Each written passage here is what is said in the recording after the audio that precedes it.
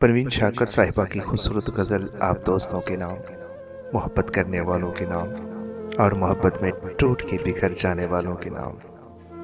दोस्तों, social media की दुनिया में हम आपको खोना नहीं चाहते। मेरे चैनल को सब्सक्राइब कर लें ताकि मेरी हर आने वाली वीडियो आप तक बर वक्त पहुँच सके। शुक्रिया। चलने का हौसला नहीं, रुकना महाल कर दिया।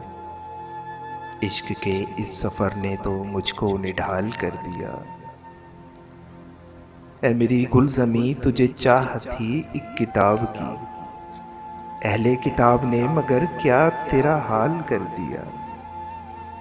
मिलते हुए दिलों के बीच और था फैसला कोई, उसने मगर बिछड़ते वक्त और सवाल कर दिया।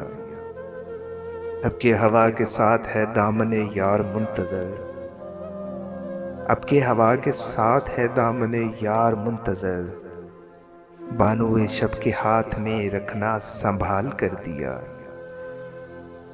मुमकिना फैसलों में एक हिजर का फैसला भी था, हमने तो एक बात की, उसने कमाल कर दिया। मेरे लबों पे मोहर थी पर मेरे शीशा रू ने तो शहर के शहर को मेरा वाक़फ़े हाल कर दिया।